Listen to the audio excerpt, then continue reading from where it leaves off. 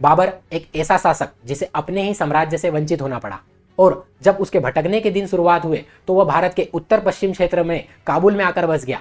काबुल में उसका पहला आक्रमण हुआ, जहां पर उसे एक कहानी सुनाई गई, एक बुढ़िया के द्वारा एक कहानी सुनाई गई, और उसमें बताया गया तैमूर के पुराने जीवन के बारे में, मतलब तैमूर के भारत आक्रमण के बारे में उसको कथा सुनाई गई।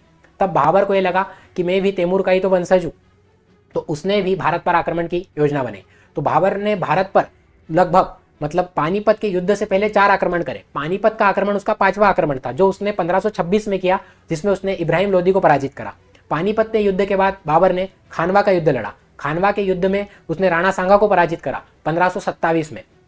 खानवा के युद्ध के बाद 1528 में बाबर का चंदेरी पर आक्रमण होता है, जिसमें उसने चंदेरी के शासक मेदिनी राय को पराजित करा। और 1529 में बाबर का जो आखिरी आक्रमण रहता है वो किस पर रहता है? घाघरा का युद्ध रहता है। तो घाघरा के युद्ध में उसने महमूद लोदी को पराजित करा, और 1530 में उसकी क्या हो जाती है? मृत्यु हो जाती है। तो देखिए, यही है किस्मत का खेल, किस तरह उसे अपने ही साम्राज्य से बेदखल कर दिया गया और आगे चलकर उसने भारत पर एक विशाल साम्राज्य की नींव रखी।